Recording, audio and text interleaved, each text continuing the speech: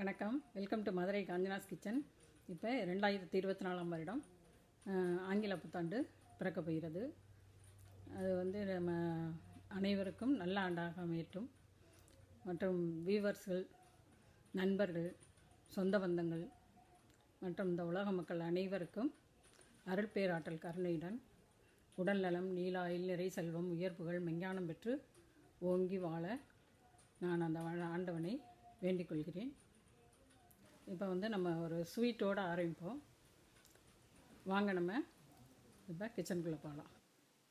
இப்போ சுவியம் செய்கிறதுக்கு வந்து நம்ம 1 டம்ளர் கடலைப்பருப்பு, 1 டம்ளர் வெல்லம், 1 டம்ளர் தேங்காய் பூ, ஆட்டின மாவு கொஞ்சோண்டு கார்ன்ஃப்ளாக்ஸ் மாவு அல்லது அரிசி மாவு எடுத்து வச்சுக்கோங்க. இப்போ வெல்லத்தை நல்லா வெல்லத்தை வந்து நுணுக்கி வச்சுக்கோங்க. கடலைப்பருப்பை நல்லா வேக வச்சு மிக்சியில் அரைச்சி வச்சுக்கிட்டு ஒரு இருப்பு சட்டியில் போட்டு வெல்லத்தையும் போட்டு தேங்காய் பூவையும் அதிலே போட்டு நல்லா கிண்டி கெட்டியாக வந்துடும். கெட்டியாக வந்த உடனே உருட்டி எடுத்து தனியாக வச்சுக்கோங்க. ஆட்டின மாவு கொஞ்சம் எடுத்து வச்சுக்கோங்க. அதாவது இட்லி மாவு, சாதாரண இட்லி மாவு எடுத்து வச்சுக்கிட்டிங்கன்னா புளிக்காத மாவாக இருக்கணும். அதில் வந்து நம்ம கொஞ்சம் கார்ன்ஃப்ளாக்ஸ் அல்லது அரிசி மாவு போட்டு கொஞ்சம் கலக்கி கெட்டியாக வச்சுக்கிறணும். ஏன்னா இட்லி மாவு கொஞ்சம் தண்ணியாக இருக்கும். இதை வந்து நல்லா கெட்டியாக வச்சுக்கிறணும். அப்போ தான் அந்த மாவு வந்து அதில் கோட்டிங் நல்லா ஒட்டும். இப்போ நான் வந்து அரிசி மாவு போட்டிருக்கேன். நீங்கள் அரிசி மாவு இருந்தால் அரிசி மாவு போட்டுக்கலாம், இல்லை கார்ன்ஃப்ளாக்ஸ் மாவு போட்டுக்கலாம். இப்போ நல்லா இதை கிண்டி ஒரு விஸ்கு வச்சு நல்லா கிண்டி எடுத்துக்கோங்க.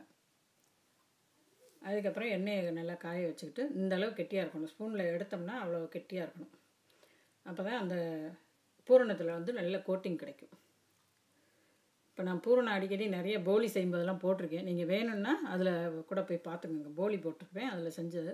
இது போலி செஞ்சுட்டு மிச்ச பூரணம் ஃப்ரிட்ஜில் வச்சுருந்தேன். அதை வச்சு தான் நான் வந்து இப்போ வந்து சுவியம் செய்கிறேன்.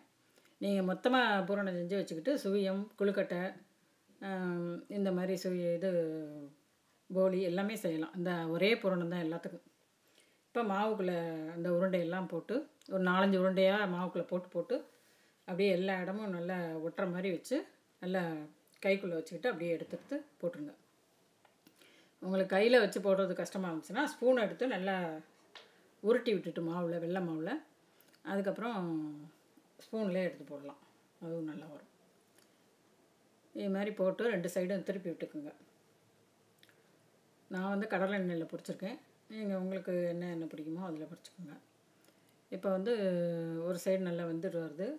திருப்பி விட்டு மறுபக்கம் வேக விட்டு எடுத்து வச்சிங்கன்னா இது ரொம்ப டேஸ்டியாக இருக்கும். இப்போ எங்கள் சைட்லாம் இது வந்து நாங்கள் தீபாவளிக்கு கட்டாயம் செய்வோம் இந்த பலகாரம். இது எல்லாருக்குமே ரொம்ப விரும்பி சாப்பிடுவாங்க. வயசானவங்கலேருந்து எல்லா குழந்தைங்களுக்கு கூட கொடுக்கலாம். ஒன்றும் பண்ணாது, ரொம்ப நல்லது, ரொம்ப நல்ல டேஸ்டியாகவும் இருக்கும். இது அதாவது ரொம்ப இனிப்பு இருக்காது. சுகர் இருக்கவங்க கூட சாப்பிட்லாம். சுகர் வந்து இது இனிப்பு ரொம்ப கம்மியாக தான் இருக்கும். இதை வந்து நீங்கள் செஞ்சு பார்த்துட்டு எனக்கு கமெண்ட்டில் சொல்லுங்கள்.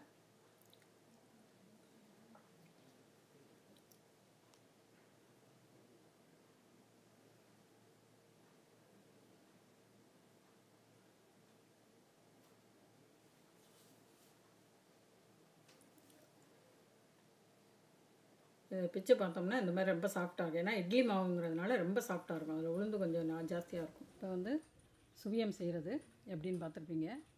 இது வந்து ரொம்ப நல்ல டேஸ்ட்டாக இருக்கும். இந்த பூரணம் மட்டும் நீங்கள் செஞ்சு வச்சுக்கிட்டிங்கன்னா நம்ம போலி, அப்புறம் வந்து சுவியம், அதுக்கப்புறம் நம்ம கொழுக்கட்டை, பூரண கொழுக்கட்டை இதெல்லாம் செய்யலாம். நான் எப்போவுமே கொஞ்சம் நிறைய செஞ்சு வச்சுக்கிடுவேன். இது 3ஐயும் அடுத்தடுத்து வாரங்களில் செஞ்சு பிள்ளைகளுக்கு கொடுப்பேன். அதே மாதிரி நீங்களும் நிறைய பூரணத்தை செஞ்சு ஒரு மாதம் வரைக்கும் நம்ம ஃப்ரீசரில் வச்சிட்டோம்னா அது பாட்டுக்கு இருக்கும். நம்ம வேணுங்கிறப்ப கொஞ்சம் கொஞ்சமாக எடுத்துக்கலாம். இதை நீங்கள் செஞ்சு பார்த்துட்டு எனக்கு கமெண்ட்டில் சொல்லுங்கள். மீண்டும் மதுரை காஞ்சனாஸ் கிச்சனில் சந்திப்போம். வணக்கம்.